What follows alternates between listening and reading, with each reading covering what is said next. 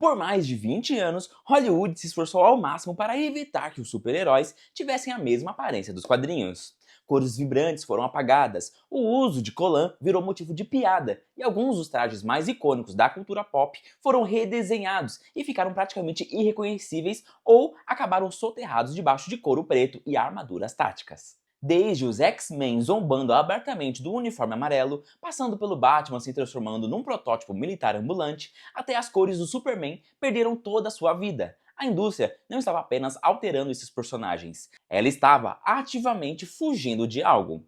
Mesmo com o público provando repetidas vezes que queria ver os quadrinhos ganharem vida nas telas, Hollywood insistia na teimosia de que sabia mais do que o material original.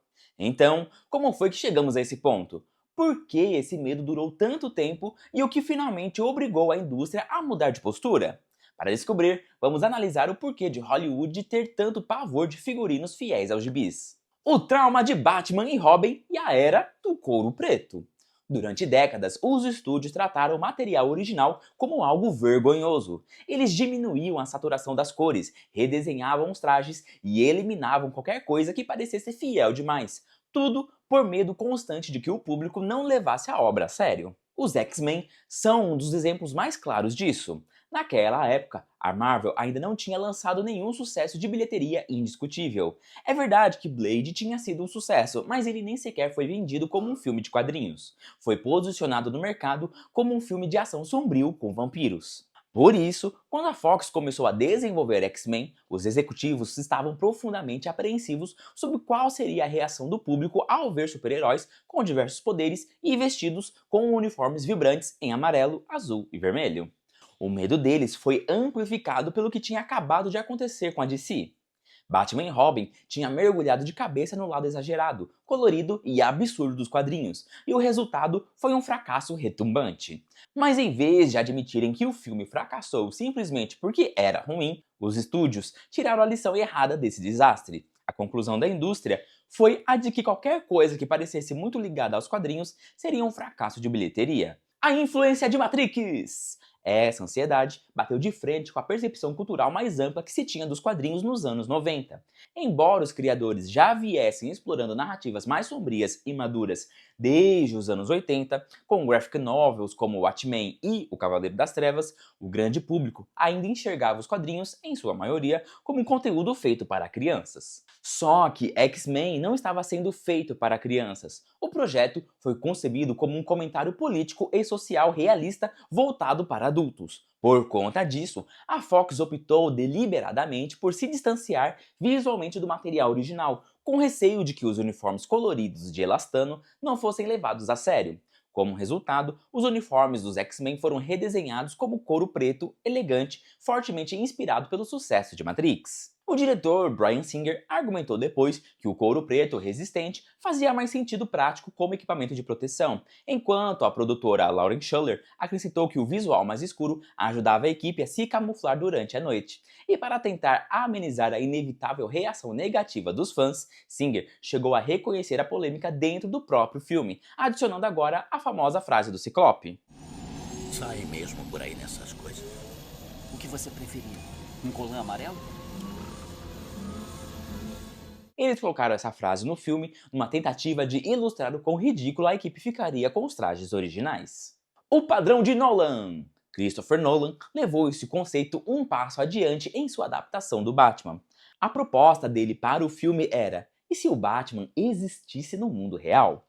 Como resultado, Nolan criou justificativas realistas para cada elemento do design do Batman, desde sua armadura e veículos até seus dispositivos e tecnologia de vigilância. A capa se tornou um tecido com memória desenvolvido pelas indústrias Wayne. O próprio traje do Batman foi reimaginado como um traje de sobrevivência Nomex, projetado para infantaria avançada. E o Tumbler era um veículo de combate aposentado, usado originalmente para construir pontes. Até mesmo Ra's al Ghul foi despido de suas raízes sobrenaturais. Ele deixou de ser um ser imortal sustentado por magia para se tornar um manto, um tipo de título transmitido de um homem para outro para manter a ilusão da imortalidade. O mesmo aconteceu com o Poço de Lázaro, famoso nos quadrinhos por curar ferimentos, ressuscitar mortos e até conceder imortalidade. Ele foi reimaginado como uma prisão brutal, um poço simbólico do qual Bruce emerge após ser dado como morto, metaforicamente curado de seus ferimentos. E inúmeras vezes, Nolan pegou conceitos que antes eram puramente de história em quadrinhos e os reconstruiu como elementos psicológicos, físicos e tecnológicos que poderiam plausivelmente existir no nosso mundo, e a indústria notou isso. Quase da noite para o dia, o realismo palpável de Nolan se tornou um novo padrão de excelência. A obsessão pelo realismo! O Quarteto Fantástico de 2015, por exemplo, não foi apresentado como uma aventura colorida de super-heróis, mas sim como um filme de terror e ficção científica realista. O objetivo era explorar as consequências brutais e irreais de pessoas comuns adquirindo repentinamente habilidades sobre-humanas, e aí as transformações físicas aterrorizantes que viriam junto. Os trajes da equipe abandonaram completamente o esquema de cores azul ousado e até mesmo o icônico logotipo com o número 4. Em vez disso, foram redesenhados como trajes de contenção pretos e simples, construídos especificamente para regular e estabilizar a mutação de cada personagem. O traje do Johnny foi feito de materiais resistentes ao fogo para suportar a combustão. O da Sue era um tecido adaptável que ficava invisível junto com o corpo dela, e o do Reed foi projetado para manter fisicamente a integridade de sua forma elástica. Para o Cavaleiro das Trevas, o traje do Batman foi redesenhado e simplificado para ser mais leve e flexível, se assemelhando a uma armadura tática, o que acabou virando um novo padrão da indústria. Quando X-Men Dias de um Futuro Esquecido chegou aos cinemas, o couro preto do início dos anos 2000 foi substituído por uma armadura de batalha completa, com placas sobrepostas, tons escuros de azul e cinza e acabamentos discretos que pareciam ter saído diretamente de uma zona de guerra, e não de uma página de gibi. Mesmo quando os estúdios começaram lentamente a se aproximar da fidelidade aos quadrinhos, eles faziam isso com muita cautela. O Superman, o ícone mais brilhante e esperançoso do gênero, viu os tons de vermelho e azul do seu uniforme serem suavizados em Superman: O Retorno, com a troca do vermelho vivo por um tom bordô, curiosamente, o mesmo usado pelo Superman maligno em Superman 3. Já em O Homem de Aço, a mudança foi ainda mais longe. Eles dessaturaram o traje e o transformaram em um tipo de roupa de baixo kryptoniana, em vez de um uniforme tricotado pela mãe dele com o cobertor em que ele chegou à Terra. O medo da Marvel! Por sua vez, a Marvel, ao começar a produzir seus próprios filmes, tentou seguir o caminho oposto, abraçando os quadrinhos e vestindo a maioria de seus personagens com designs mais vibrantes e fiéis. Mas ainda havia hesitação, e inicialmente, Jon Favreau queria que o Mandarim fosse o vilão principal de O Homem de Ferro, mas temia que seus anéis místicos e elementos sobrenaturais evidentes entrassem em conflito demais com a origem tecnológica e realista do herói. Esse receio persistiu durante os primeiros filmes do MCU. O Demolidor, quando finalmente apareceu nas telas, não estava vestido com seu macacão vermelho brilhante, mas com uma armadura tática que parecia mais apropriada para uma unidade da SWAT do que para uma história em quadrinhos. O Gavião Arqueiro passou por uma transformação parecida. Seu esquema de cores roxo icônico foi descartado em favor de couro preto e equipamentos utilitários militares, enfatizando a função acima da identidade visual. Até mesmo Mercúrio, quando finalmente apareceu em A Era de Ultron, teve seu visual clássico abandonado, deixando de lado o traje azul com um raio para usar um design discreto e utilitário que lembrava mais uma roupa de ginástica. Ao longo dos anos, a Marvel caminhou numa corda bamba cuidadosa, entregando designs extremamente fiéis para alguns personagens, enquanto deliberadamente buscava um tom mais realista e redesenhado para outros. De um lado, tínhamos uniformes ousados e fiéis que pareciam ter saído diretamente das páginas dos gibis. Do outro, interpretações táticas e contidas, visando transmitir segurança e realismo. Deadpool e a virada de chave. Deadpool, no entanto, provou que um uniforme totalmente fiel aos quadrinhos não só poderia funcionar, como também se tornaria icônico da noite para o dia, com seu vermelho vibrante e olhos brancos expressivos. Mas, ainda mais importante, o filme abraçou o tom dos quadrinhos com a mesma franqueza. Ao quebrar a quarta parede, Deadpool não tentou esconder o quão ridículo era um homem de roupa vermelha falando diretamente com a plateia. Ele transformou isso numa arma. A fantasia funcionou porque o filme convidou o público a participar da piada, em vez de pedir desculpas por ela. Essa atitude estava presente desde o começo. Em um dos primeiros trailers, o Deadpool demora tanto para se vestir que perde completamente a chance de salvar um homem que está sendo atacado. Ele acaba até chegando tarde demais, já vestido com sua fantasia perfeita e fiel aos quadrinhos.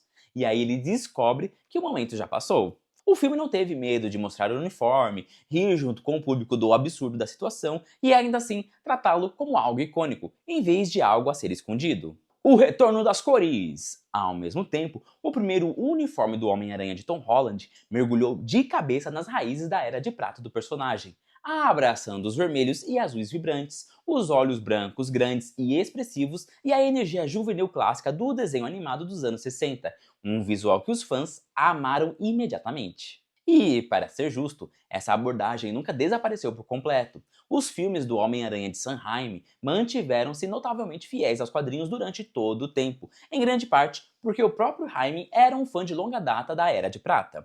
Aliás, foi por isso que Raimi inicialmente foi contra incluir o Venom no terceiro filme. O personagem não pertencia à Era de Prata do Aranha, e ele achava que não combinava. Quando o herói ganhou um novo uniforme em O Espetacular Homem-Aranha, com o design caseiro e utilitário claramente influenciado pela abordagem realista do Batman de Nolan, os fãs rejeitaram quase imediatamente, o que levou a sequência a retornar para algo muito mais familiar e fiel aos quadrinhos. Homem-Aranha, no Aranhaverso, levou essa ideia ainda mais longe, abraçando completamente a animação estilizada, os efeitos de impressão em meio tom, as proporções exageradas e as cores vibrantes dos gibis, coisas que Hollywood tinha evitado por décadas. Em vez de fugir do material original, o filme o celebrou e a resposta do público foi imediata. A redenção! Depois de passar mais de 2 décadas soterrado sob couro preto, reformulações táticas e paletas de cores apagadas, Deadpool e Wolverine finalmente vestiu Hugh Jackman com o clássico uniforme amarelo e azul que os estúdios antes tratavam como piada. O diretor, Shawn Levy, revelou que trazer de volta o uniforme amarelo e azul era inegociável, e algo em que Ryan Reynolds insistiu desde o começo, com o ator dizendo: "Você não traz o Wolverine de volta a menos que ele esteja com um uniforme."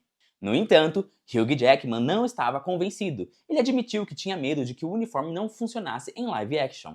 Mas, no momento em que ele subiu ao set ao lado de Deadpool, já com o uniforme completo, tudo mudou.